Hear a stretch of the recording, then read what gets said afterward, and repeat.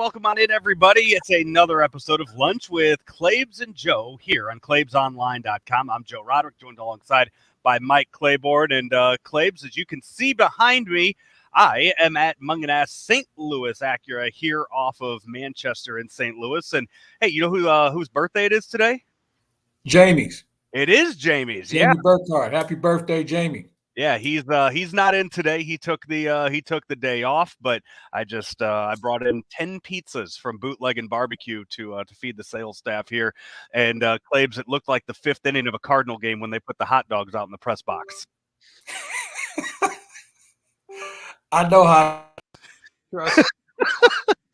And it's not a pleasant sight. When they roll out the food at the ballpark, you should see people. I won't even mention a couple of people who would take a hot dog and put it in a bag and take it home. I won't even bring up some names from yesteryear, but I knew people who would do that. I was gonna say I feel like those would be some older names that you'd be throwing under the bus for something like that. I'm not gonna go there. I grabbed one just so I can have some little lunch here. So there you go. There's from Bootleg and Barbecue. They got the new location coming up this spring over in the Grove. Also the Bootleg and Bob's there on Morgan Ford, and of course the pizzas, which come from the Second Shift Brewing Company. It's Bootleg and Third Gear is where you could find those over there. So Claibs, we got a lot to get to here today. This is I guess I don't know when we're doing a show next week. I don't know what the schedule is next week because spring training is starting to wind down. We were supposed to be playing games already by coming up here this week, but the home opener, the season opener, is April 7th. Yesterday, a familiar face returned to the Cardinals after 10 plus years of being away as Albert Pujols made his return to the club. What was that like being there at the facility yesterday? Well, it was different. There's no doubt about that. It was different. And you think about the history, because no one ever really thought this was going to happen. And you and I talked about this a lot over the last year or so, where I didn't think it was going to work. And I don't know if it's going to work now. I will say this, though. He's in better shape now than he was when we saw him with the Dodgers. So maybe that might have something to do with him wanting to come back. But it was an electric atmosphere of anticipation, because there's only three people in that clubhouse who know Albert. Yachty, Waino are the only two guys who played with him. There's some other guys who knew him from a distance, but, nothing like what we're seeing now, where everybody, I'm sure, is going to start to gravitate to him. I mean, hell, he's older than some of the coaches. Yeah, Skip Schumacher is another guy in the clubhouse who would know him because they played together. But to your point, it's something that I've never seen before in all the years I've been coming to spring training. A player similar to Albert's status has never walked in a Cardinal clubhouse in the middle of spring training like that. Yeah, I saw yesterday. Well, Ali Marmol was 14 years old when Albert made his major league debut with the Cardinals, and now he's going to manage him this season. I've seen a lot written. I've seen a lot talked about of the Dodgers model, the Dodgers formula for how they used him last year and how he was effective with the Dodgers last year, only putting him in left-handed against left-handed pitching, mostly pinch hitting roles, but occasionally starting at first base. Here with the Cardinals, he won't have to play first base. I mean, he really doesn't have to at all. I'm sure we'll see him a little bit get worked in at first base, maybe to give Goldschmidt a time at DH. But for the most part this year, it's going to be lefty starters and lefty pinch hit roles, right? No, I think you're going to see some right-handed matchups also. I think there are some guys that he might be able to hit well. A guy like Kyle Hendricks in Chicago, I think that's a guy that he might be able to hit well because Albert's going to be a more patient hitter. I don't know if he catches up to the high fastball anymore. But a guy who throws off-speed stuff, I think Albert might be able to do some damage. So I don't think they're going to limit his role just because it's a left-hander on the mound. I think they're going to look for matchups. And let's face it, in this day and age of analytics, there's a matchup. There's an analytic for everyone. There is a algorithm I'm sure they're putting together to make sure that he faces people that I think he we is lost either Claibs had. there for a second. There we go. A little Okay. bit of connection issues. Yeah, this morning. Let me ask you this, Claibs. You have worked contracts for professional athletes in the past. One thing that jumped out at me, seeing the details of the contract posted by John Heyman the other day, is a performance bonus if he wins the Gold Glove this year. We know that he's going to be DHing and pinch hitting this year. Why is that something that an agent would throw into a contract? Agents throw things like that in contracts all the time. I once had a contract at a previous radio station that I would be awarded $100,000 if I was the league's most valuable player.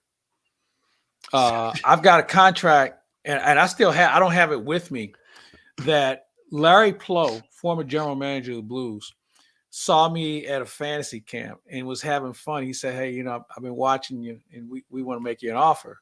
So I still have the legitimate contract that I think I was getting $1 million the first year, $2 million to say. It's hilarious, but people do that all the time. I'm not sure It's if just that's not his something. Claibs' Wi-Fi or if it's mine It's that yours. we're It's yours. It's yours.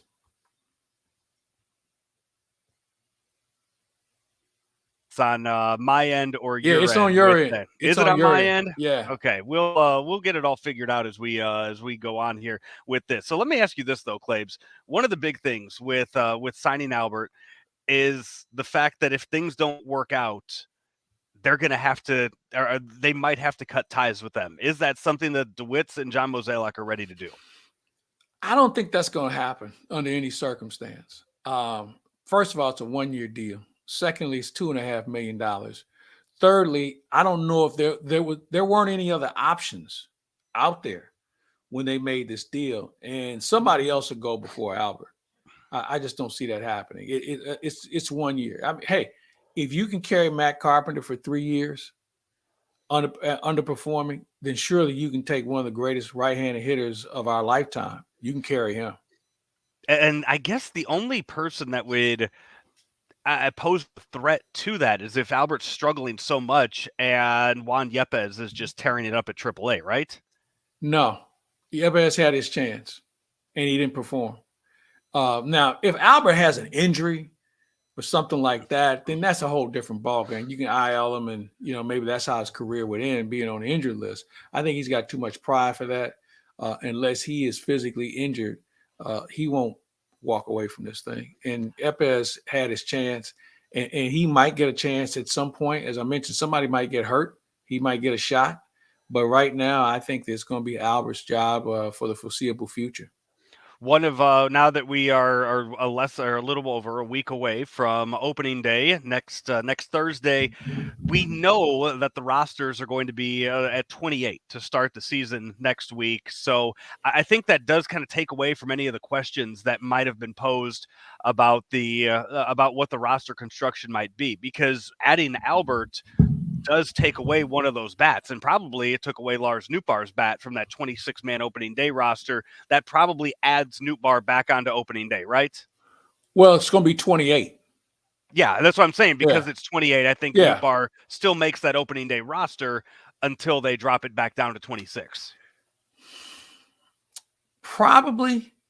Yeah, you're probably right, because Corey Dickerson is an accomplished defender. So, and Nootbaar needs at bats, okay? Nootbaar was going to make this team by default, okay, because they didn't have another outfielder that was close to being ready, especially a left-handed bat. That's why I think he was being considered. But I feel like the end of the story, he still needs some work on his game. I mean, he hasn't really done a lot here in the spring. But he brings energy to the ballpark. They like his development. He's not scared. So he's got some things that will give him a plus and certainly an opportunity to be back here should they make that roster decision. They may drop a pitcher. You never know. I think there's a lot of scenarios that they're still weighing. And one of the things about the Cardinals that we've learned over the years, they do two things. They keep it close to the vest, but they also want to explore all the options that are out there and not overcommit too soon. Do you still see there being conversations within that front office about adding pitching? We still know those arms are out there in Oakland. And Oakland they are not looking to compete this year. So those arms are available, you would imagine. Is there any option with them? I mean, Chris Archer just signed yesterday. Who are the starting five for this team going into next week? Wainwright, Michaelis, Hudson, Matz, and I think you'll see a piggyback combination of Woodford and Verhagen. Yeah. There's a couple other guys that are going to get a long look, like Brooks. They like him. So there's some people that are going to get a look, but I think that fifth start will be a combination of you do 4, I'll do 4, and we'll let the bullpen figure out how to carve up the last inning. Or I'll do 3. It just depends on who's built up most. Verhagen has been an interesting guy to watch. Multiple pitches. He's a strike thrower. That's the one thing. And he gave up 2 solo home runs last week, but they were in the strike zone. I mean, he's a guy, but he keeps the ball down. So I like what I see from him. Woodford hasn't done anything wrong. I think what they'll do is probably combine those two to give them a chance to stretch out, along with the fact it maybe gives the bullpen a day off where you don't have to use as many people to get outs. So that's where I think we're headed with that. The schedule in the month of April does not allow for you to skip starts like we have seen in previous years, where you can, we got we can go 4-man rotation for the first 3 weeks of the season. That's just not available this year. Joe, I think you're going to see teams go 6-man because nobody's built up. I mean, Max Scherzer might be, but everybody else is still trying to feel their way through it, and it's more psychological than it is anything else because these guys have been throwing well before spring training started, at least most of them. So I think it's more mental in getting a feel for things and seeing real hitters. But I think you'll see more 6-man rotations for at least the first 2 to 3 weeks. As you look around the rest of Major League Baseball, as we're getting closer there, any other storylines jumping out at you to get the season underway? I'm anxious to see a lot of teams. There's been a lot of movement in the offseason. A lot of teams have a different look. And when you look at who really helped themselves, I think that's the bigger question. We know the Dodgers helped themselves, okay? I'm not sure what Minnesota's doing with Correa because it almost seems like a rental, a $33 million rental. You got Atlanta. They're the world champions. You got a National League Eastern Division where DeGrom and Scherzer are on the same team. So that's a handful right there. And then you got the world champions in that division. Philadelphia, we think, improved themselves. I know this Marlin bunch is better than what they were last year. So you got a lot of teams just in the National League. You look at the American League, other than Baltimore, the East Division is a toss-up. You look at the West Coast and you look at Seattle, that's a team you better start paying attention to. I think also the Angels might have something to say. If they can just stay on course and find enough pitching, they can make themselves very interesting. When you think about Ohtani, Trout, Rendon in that lineup, you can throw some other guys in there as well, and they're going to be competitive. You look at some other teams around baseball, and the Central Division of the American League is going to be something to watch also. So I'm anxious to see how many changes took place. And then I think there's a couple of teams that may have taken a step back. I'm not sure if the White Sox have enough pitching. I know they did last year, but for some reason it doesn't seem like it's meshing. They're going to be better, I think, offensively. But with Baez, we know one thing. He is truly a hit or miss guy. And when he misses a lot. So how he responds over in the American League, it'll be interesting to see. But overall, I'm looking at this game as a whole as something that I haven't done in a while. Well, you're going to have to really pay attention to these teams because there's been a lot of changes. The difference between the NL Central and the NL East is so night and day because we've seen the deconstruction of all these teams in the NL Central. We've seen the Reds trade away all these guys. We've saw what the Cubs did last year, and then they really didn't go out and add anybody of note this year, and we know the Pirates are going to be the Pirates. So, I mean, in the Central, it's the Brewers and the Cardinals just kind of playing for that 1-2 spot for the playoffs. But then you have the NL East. You mentioned the Marlins. The Marlins aren't, they're not going to be setting the world on fire, but Don Mattingly's not down there as a charity job. I mean, he's down there to. Well, he took a pay cut, so he might as well be a charity job. And then you look at, yeah, you look at what the Phillies have done with that lineup. I mean, they're going to be hitting like a beer league softball team. The Nationals with Soto and Nelson Cruz in the middle of that lineup. The Braves, as you mentioned, you replace Freddie Freeman with Matt Olson there, and then the Mets with their ungodly payroll. That is 5 teams that are going to be really dangerous this year, just beating up on each other for 15, 17 games. Yeah, that's a good point you make. I want to go back to the Central for a minute. Aside from the Pirates, I still think Cincinnati can be a handful in their ballpark. They've got some interesting players on that team. And from what I've been able to gather, they're not far away. They got some kids that they've been developing that might be ready to step up and do some things come July or August, especially from a pitching perspective. The Cubs have a collection of players. Okay. They got Marcus Stroman and they brought in some other guys. They're more of a collection than a real threat. But they can be a problem for a 3-game series. And that's what you have to pay attention to more than anything else. You might need 2 out of 3 against one of those teams. You got to go to their place, and they may give you more problems than you thought they could. So it could be a competitive division, but in most cases, talent wins out.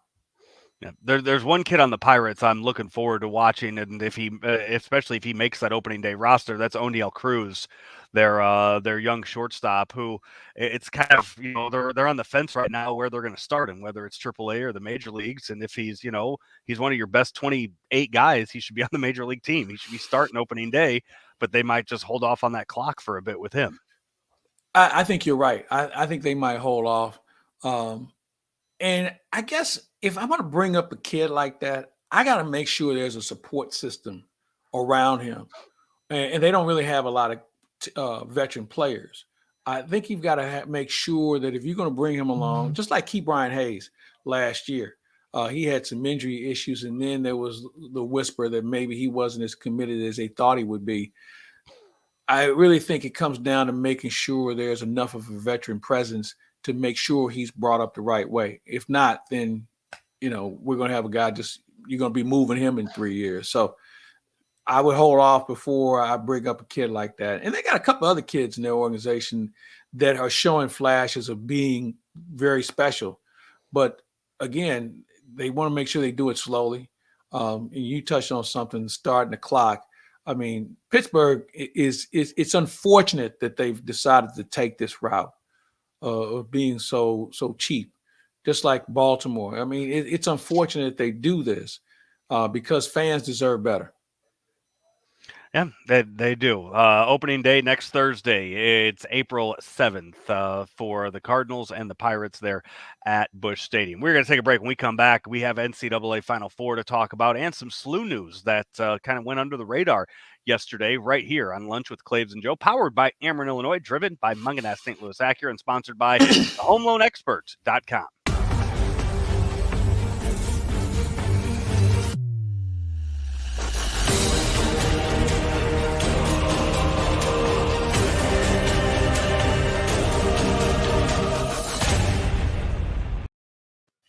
And Claibs, we're also sponsored by your friends over at Pawfik K9.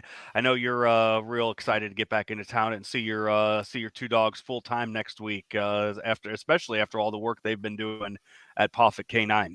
Yeah, I'm looking forward to it, and I'm also looking forward to getting back out there with the guys from Pawfik because they love to do the refresher courses just to make sure everybody's on the same page and monitor how they've conducted themselves. So I'm looking forward to that as well. And if you have a dog, or if you have your kid that has one, or you're thinking about one, and you want to make sure they're trained properly, you got to check them out. Go online, check them out on their website, make an appointment, go see for yourself what they can do for you and your dog. And I guarantee you, a well-disciplined dog is a great family dog, and they're fun to have, but you want to make sure you do it right, and Pawfik can do it for you. Back after this.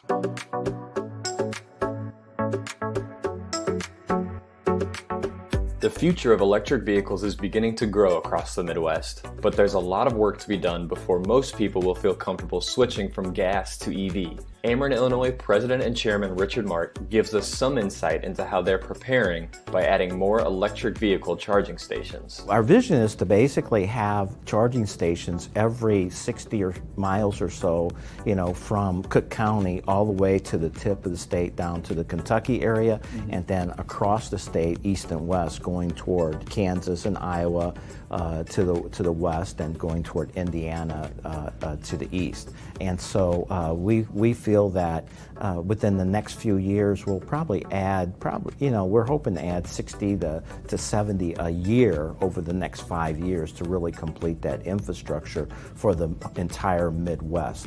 In fact, the Midwest now has all the utilities in the Midwest are joining together to coordinate that.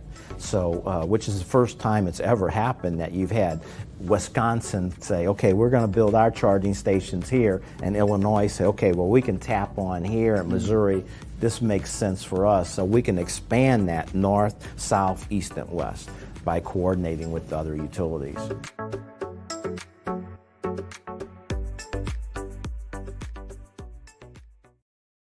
Back here on Lunch with Claibs and Joe, powered by Ameren, Illinois, driven by Munganach St. Louis Acura, where I am right here on Manchester here in St. Louis. Lots of baseball talk in the first segment, Claibs. If you missed any of it, you can go back and watch it all, or listen to the podcast.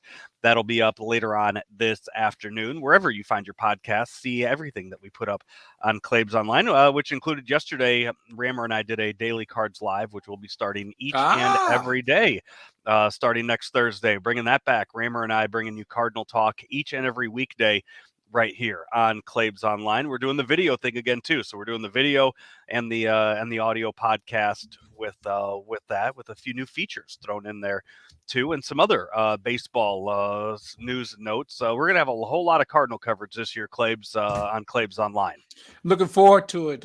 We will have some other announcements coming up here soon, hopefully, that will expand our baseball coverage. So I would just suggest to everybody, if you want to get a little bit of Cardinal and some Major League Baseball, we're going to have all of it for you. I think we're going to have as much coverage as anybody in town. Claibs, this past weekend, we saw the Sweet 16 whittle down to the Final Four.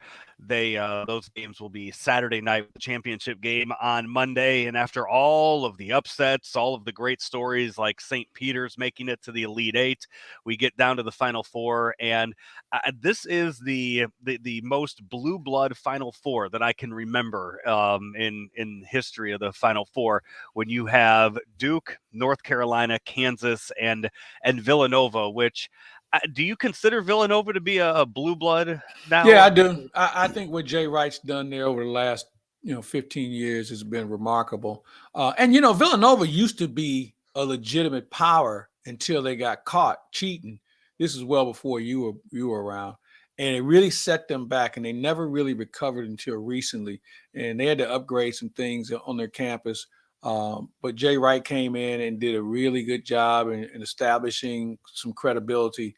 So, I think Villanova's in that next tier and certainly knocking on the door. I think Villanova, Gonzaga, schools like that have been consistent enough that you have to consider them as part of that group that sits at the main table now. Oh, yeah, and on top of that, I mean, if you're going to throw Gonzaga into that mix, Villanova's actually won a championship. So True. they definitely, I think, get included into that. So I know North Carolina is an 8 seed, making it all the way here, but having a Final North Four, Carolina though. Having a Final Four game between Duke and North Carolina, and I mean, I would love to know what was going through the mind of Coach K, Mike Krzyzewski, as their this season, his career there at Duke is starting to wind down, because I can't imagine that he was too thrilled about losing his final home game, especially to North Carolina there at Cameron Indoor a few weeks ago.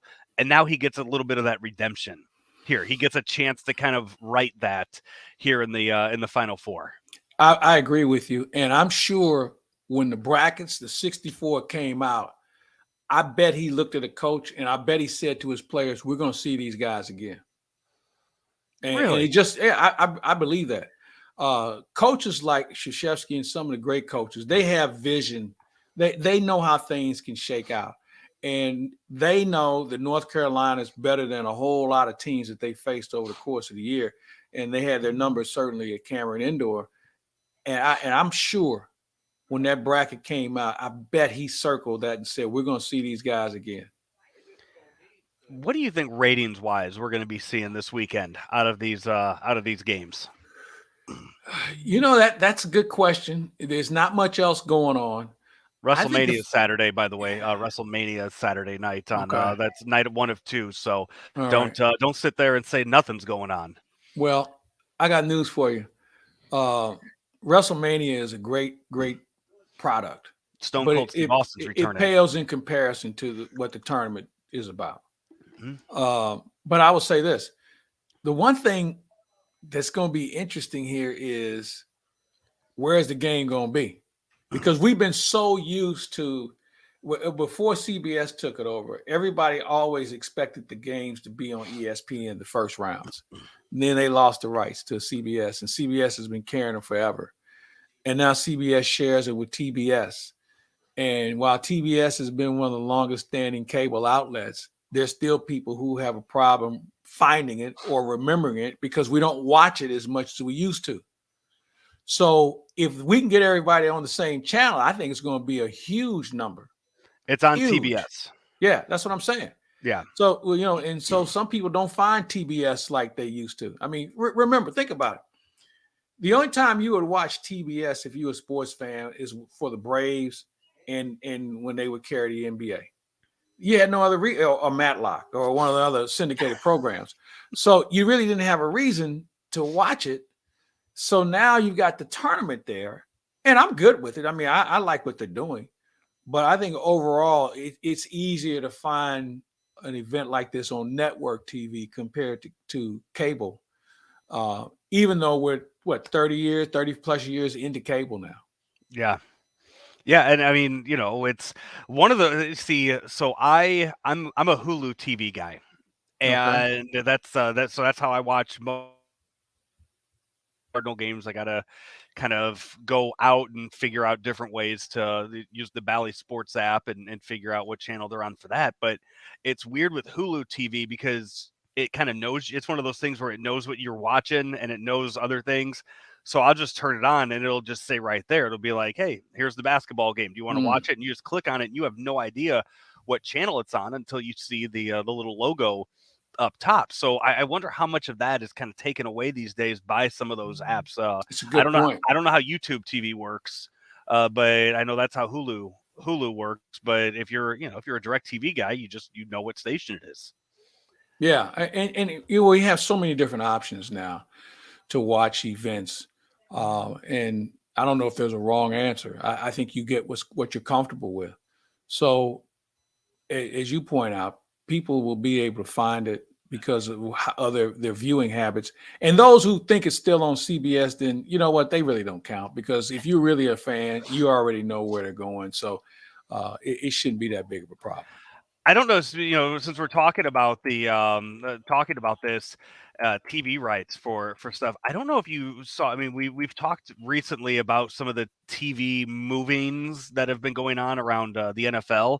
I saw a report yesterday that there's going to be a couple games this season, a couple Monday nights this season, where Monday Night Football is going to have two games that are going to start about 15, 20 minutes apart from each other. So the half times and the end of the games, they're hoping to kind of stagger out a bit. I know we don't get the schedule release until April or May, but that's two games on a Monday night. That might be a little much. I think you're right. It kind of dilutes Sunday a little bit, because you have to think about it. NBC is going to want a primo game. ESPN is going to want a primo game. And now in some cases two. And then you've got Fox and CBS saying, well, hey, what about us on Sunday? We like to have a good one too at 3:00. So, and I'm not sure if there are enough primo games to go around, is what I'm saying.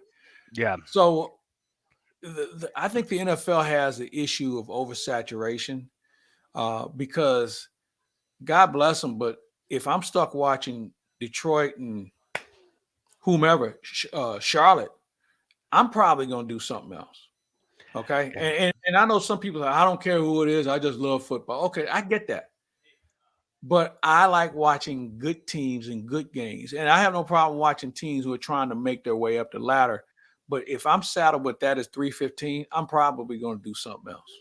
They did announce Kevin Burkhardt will be taking over the role of Joe Buck as the number one guy for Fox. So he'll be calling 2 of the next 3 Super Bowls. That's a pretty big deal when you just get thrown right into the job. He started off. Did he do Mets games back in the day? Yeah, I've known Kevin for years. Kevin was a sideline guy for the Mets. He and I would talk all the time, and just found to be a delightful guy. We stay in touch, not as much, but we do find a way to reach out. And I've watched him grow, and he's done a really good job, and I think he'll do a fine job for Fox. That's awesome. Hey, I missed this on the basketball talk, but yesterday, Javante Perkins announced he's going to come back next year. I'm glad you brought that up. Yeah. And here's why. Where was he going? He blew out a knee. And so where was he actually going next year? He could have done. I mean, couldn't he have done transfer portal just to go to because all the guys he came up with he can play. He'll be. I mean, it's been a year. It's an ACL injury. No, it's not. It hasn't been a full year yet.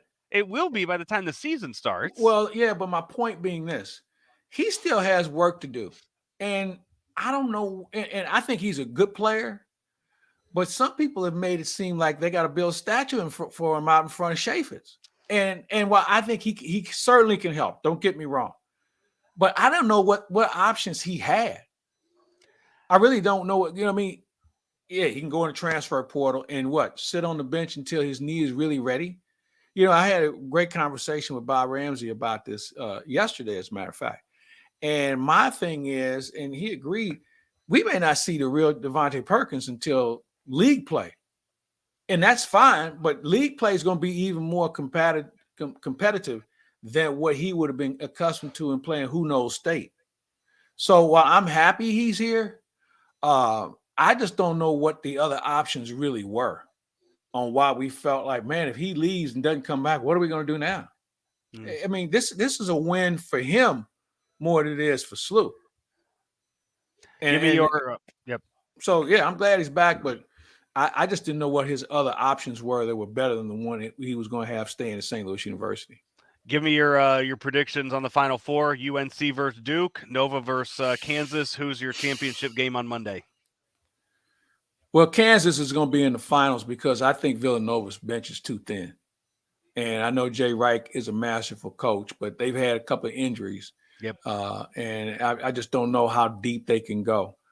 So I think Kansas gets to the finals.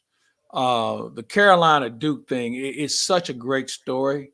I've always leaned more toward Carolina than Duke. I'm reading a fascinating book about Mike Krzyzewski now.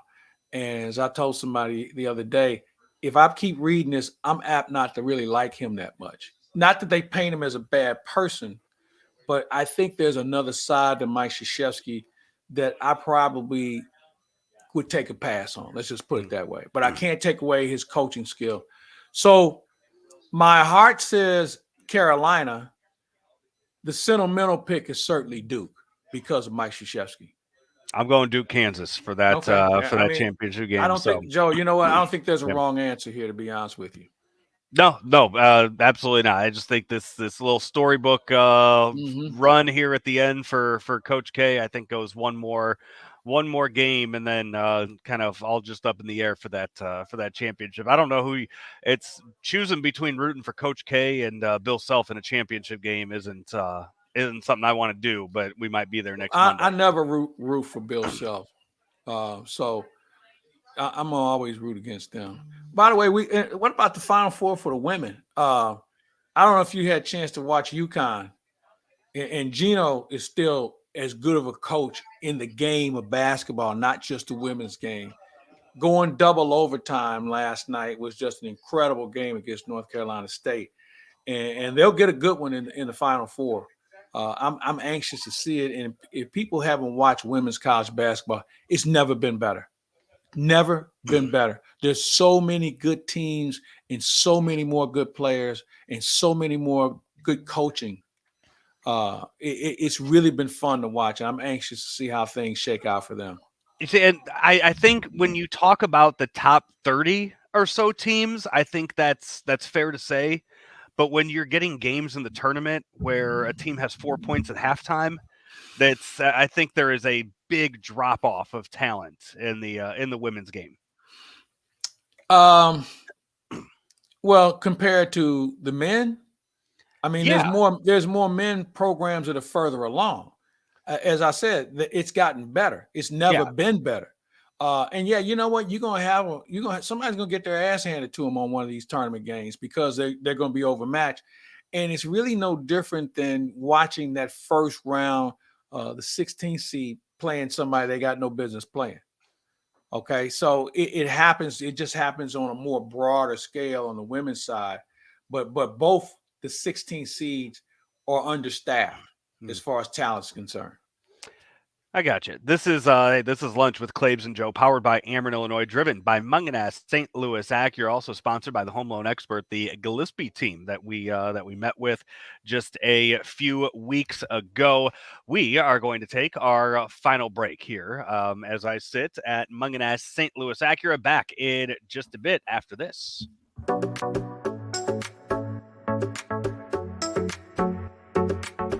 The pandemic has been the ultimate game changer for many companies, and Ameren, Illinois is no exception.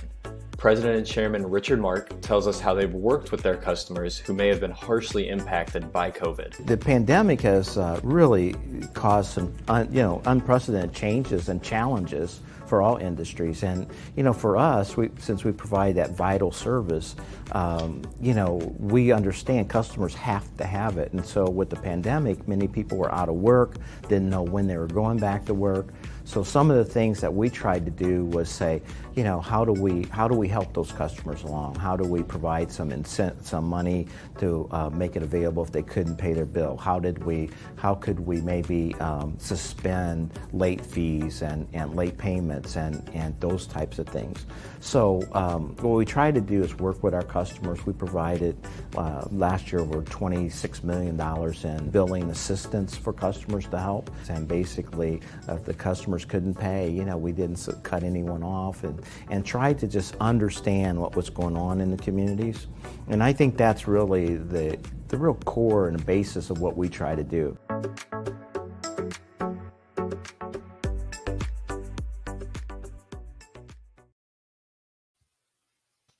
Back here for a minute on Lunch with Claibs and Joe. Claibs, I don't know if you knew this, but Cardinal baseball starts next week. April 7th is next week. The home opener. Baseball back. Kick off the 2022 season with tickets to the opening weekend at Busch Stadium. Hey, April 9th and April 10th. Giveaways include the Yachty and Waino mystery jerseys and a collectible Mike Shannon bobblehead.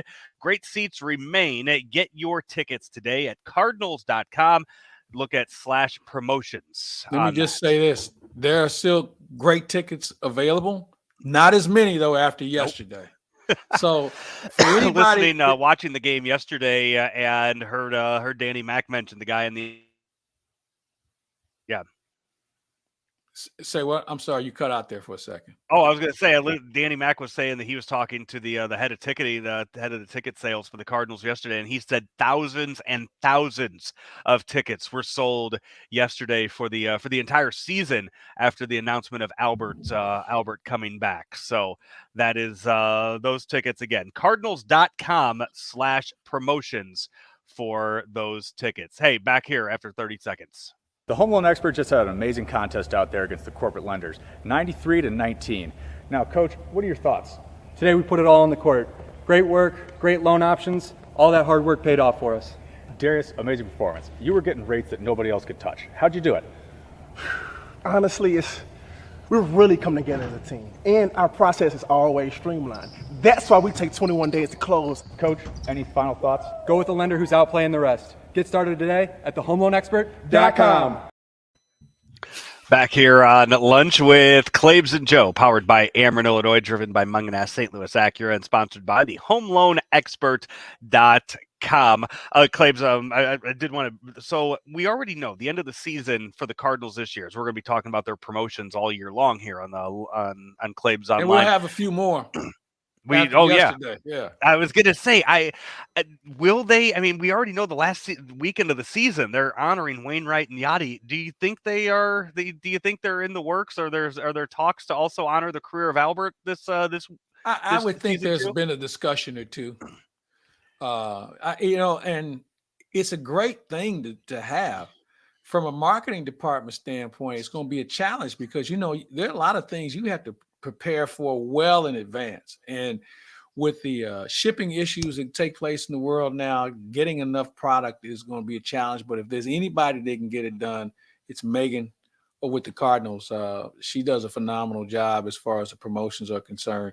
So I would just say stay tuned, folks. That promotion counter is about to fill up a little bit more. Absolutely, and we'll have tickets for some of those games to give you too here through Claibs online.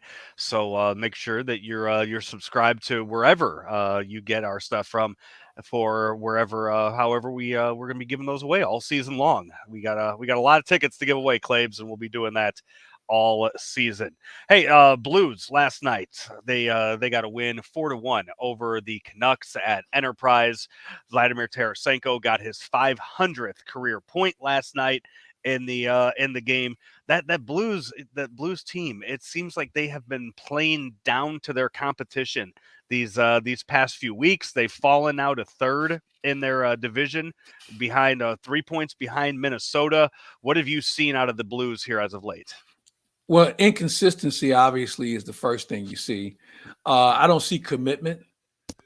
This is a team that we like to use a term that should play heavy, and they don't. They don't crash a net like they need to. Defensively, there's just too many guys not getting back and being in position. The goaltending has been average. It's a team effort. I mean, there's not one person you can blame here on why they've been inconsistent, but you got to find a way to get their attention, because you don't want to get the wrong draw early in the playoffs. So they've got some work to do. I'm not as overly concerned as I would be if this was like with a week or two to go in the season. You have time to fix this, but you can't keep saying we're gonna fix it. You got to start fixing it. And I think with Vancouver on the schedule again, going out west, maybe that might be the right thing for them. But my concern was, and you touched on it, they played down to the competition, and then they got exposed when a really good team in Carolina came in and the Blues got smothered. So they're having problems with the good and the bad right now. Only 4 wins in all of March. They still have the one game left against Vancouver, but 4-9 in the. They not what they needed here. Coming out of that extended winter break, going into the second half of the season. Yeah, they got some work to do. There's no doubt about that, and they've just got to get their best players to play better. I know there's a lot of discussion about the fourth line and combinations and this and that. This is beyond the fourth line, okay? There's some other guys who haven't been as consistent as they need to be, and they got to be a little bit more physical. They got to play the body a little bit more. And I'm not saying you've got to just run around knocking everybody down, but you got to make a guy stop and start. You got to get him out of his comfort zone. And there's little things that this team has to do. And if they do it, they'll see how easier the game will come to them. But they're not doing it now, but they've got to find a way to start. And you just have to win your shift. Don't worry about the game. Just win your shift, and then get ready 3 minutes from now, 4 minutes from now, and win the next one. And I think that's what you have to start. You have to start in small increments. I mentioned the Tarasenko getting his 500th career point. You look back at where things were with him at the start of the season, as he requested a trade. They wouldn't do it. I don't know if it was because they couldn't find anybody that wanted to make that trade with him, given his injury history, or they just didn't want to part ways with a guy that was so talented. But a lot of credit goes to the front office for not only sticking to their guns, but then Tarasenko too has not shown any. Has not let that affect him at all this whole season about how he's played out there on the ice. He's a member of the Blues. He's gone out there and played all season for them without any issues. He has. He's done a good job. Now, I think the way both sides handle a very touchy issue, I tip my cap to both of them. They could have made an emotional decision here, and it could have got ugly, but they didn't. And I think both have been rewarded with good play from Tarasenko. and certainly the way the Blues have handled it. It'll be interesting to see what happens in the offseason if he still wants to be traded. I think you can make a deal for a guy like that at the deadline. I mean, in the offseason around the draft, because the Blues need to start thinking about what their future is going to look like. And Doug Armstrong, I think, said it best a couple of weeks ago. You want me to make a blockbuster deal, and then you'll be the first ones to tell me we don't have any prospects. So they've got to figure out where they are prospect-wise. But I also think they might be putting themselves in a position to do some off-season trading and some shopping for some players that are already established in the National Hockey League. Before we get out of here, quick NBA talk. Last night, the Memphis Grizzlies blew out the Warriors 123-95. I know that you talked to your friend Rob Fisher quite a bit. Those Grizzlies, I think they have gone past the whole, it's a cute story. Oh, they're ahead of the, now they're going out there, they're blowing out a team like the Warriors here as we're getting closer and closer to the end of the season. They have, I think, a legitimate shot at that at being a championship contender right now. I think they made huge strides. I felt that they needed to have somebody within that team that understood winning in postseason. They can surprise some people. I don't think there's any doubt. I wouldn't even say surprise because I think they've been so consistent all year that no one takes them for granted anymore. I don't know if the barometer of beating Golden State is one I would abide by because Golden State's a little chewed up. They're trying to find their way as they get set for playoffs. They didn't have as many regulars on the floor as they would like to, and their window's closing. So the difference, I think, is 2 years ago, they may not have been in that game with Golden State because they would have been outclassed. Now I love Memphis because they fear no one. They don't think that anybody is a problem to them. When you look at what the matchups could be down the road, are they good enough to beat Denver or Phoenix or Utah or some of those teams? Obviously, Phoenix is still the cream of the crop in the league. Golden State's going to have something to say about this too in the Western Conference. So can they play with them? Yeah, I think they can. Now, can they do it for a 7-game series? That's where the experience comes into play, and that's something they don't have. The last time we brought this up, we were talking MVP for the NBA. I was all in on DeMar DeRozan, but Yeah. I think the more and more that the Grizzlies keep winning, it'll be John Moran has put himself into that top 3. LeBron, the Lakers aren't good enough to give it to LeBron. It's Jokic's again. It's Joker's again because he doesn't have as much to work with as some of the other teams. He plays every night. He doesn't have these maintenance nights. He is just, and he's a multi-tool player, and his numbers are as good, if not better, than what they were last year when he won. So he's my candidate. I know there's a big East Coast sentiment for Embiid, and he's having a heck of a year, but Joel Embiid still has to take nights off. I'm looking for guys who play through it. Joel Embiid's had some options. He's got the ring chaser playing with him now. So he's got some offensive options that take some of the heat off of him.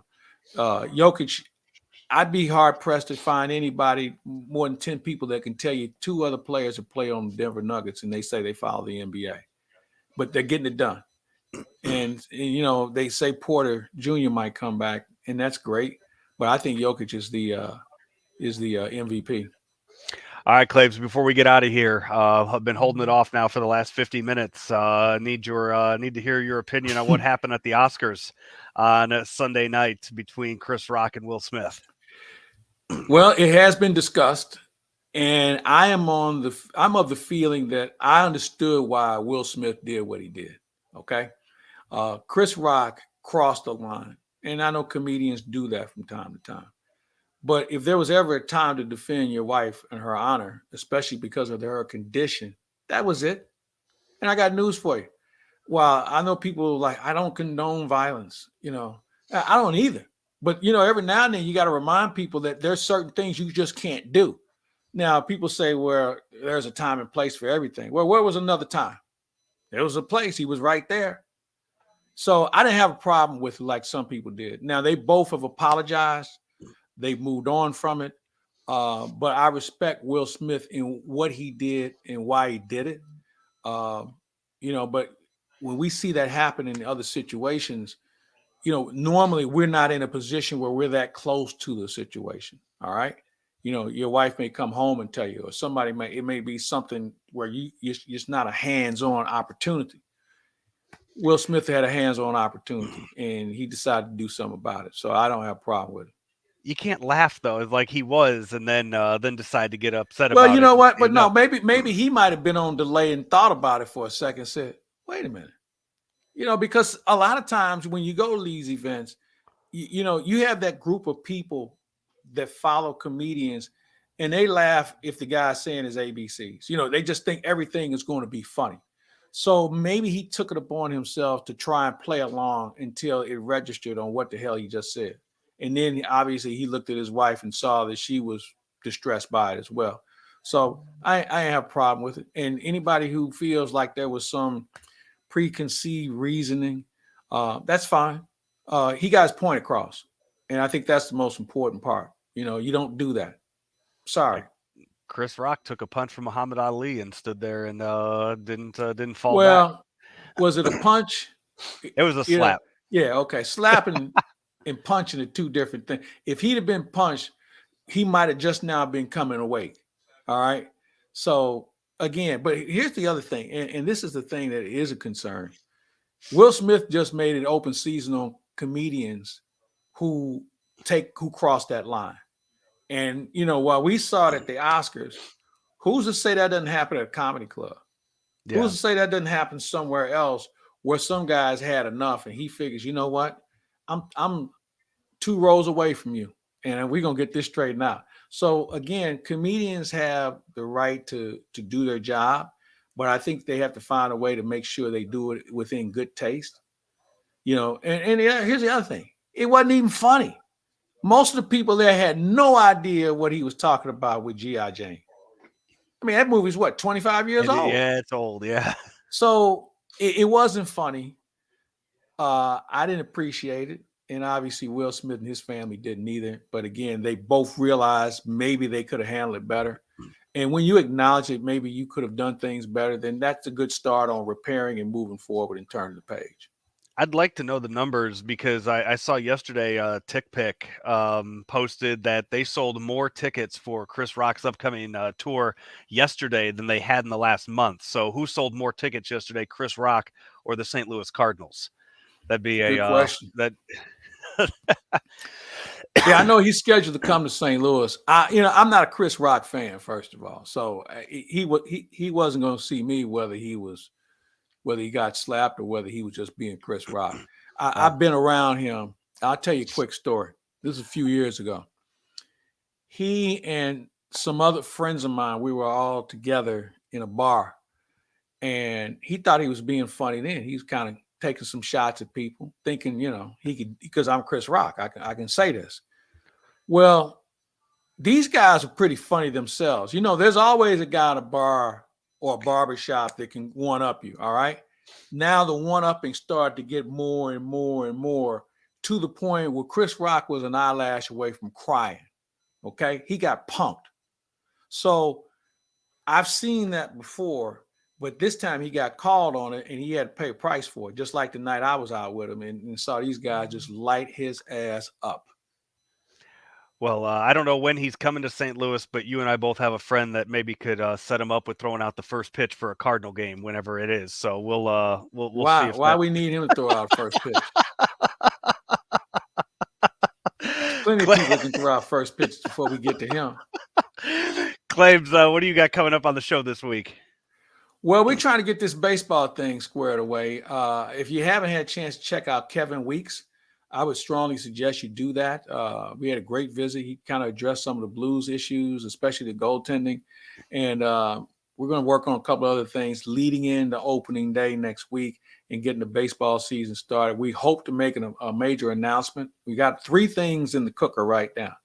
And if we can get 2 of these 3, we're going to be very happy with what's going to be going on ClaibsOnline.com. Nice. I know I'll have a chat with Polo up on the up there this week, talking to him on Thursday, so that'll be a part of Weekend Joe on Friday this week, and then I'll do a WrestleMania preview for the website too. That always it always gets clicks. I know you won't listen to it, but it'll get I'll be doing a ball game. I won't have Yeah. a chance. I'm sorry. I mean, All right, that's I'm fine. sure somebody be watching it for me, and that'll be great. I there just you want go. them watching it. It should be fun. And that's Now what you it'll say happen. who's on the card? Who's on the card for this event? Polo. No, on the card, Stone Cold Steve Austin That's is what I going to thought be. you said. Saturday night. He'll be part of the Saturday event, and then Sunday it's Roman Reigns and Brock Lesnar. So Brock Lesnar. Now I remember him from being a blast from the past. yeah. What is it? This Legends Weekend they got going on here? It's, you know what, they always got to bring in the big names to draw the, like Johnny Knoxville has a match. One of the Paul brothers has a match. You know, they bring in celebrities to get the mainstream folks. That's fine. I get it. I think it's a good draw. I think it's a good attraction because Ronda the one Rousey thing has a match. Really, Yeah, I thought she had a kid.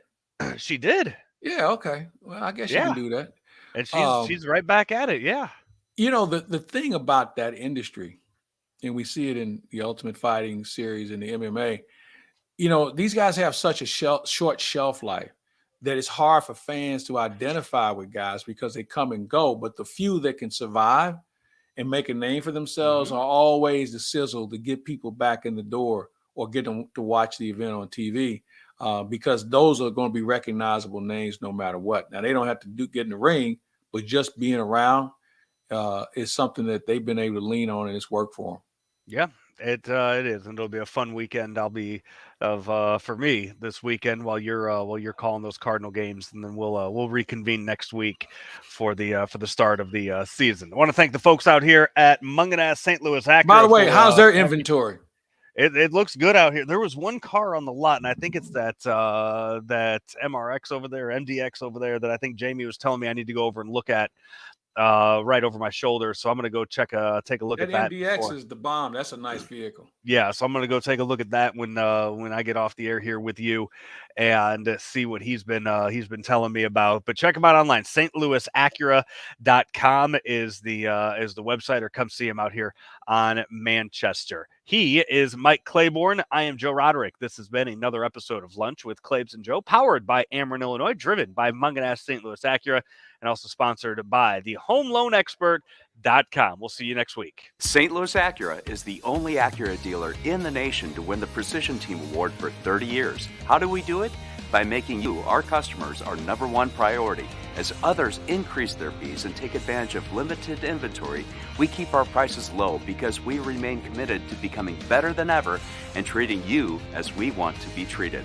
We want you coming back and sending your friends and family to a veteran-owned, family-based business you can trust. St. Louis Acura, better than ever for you.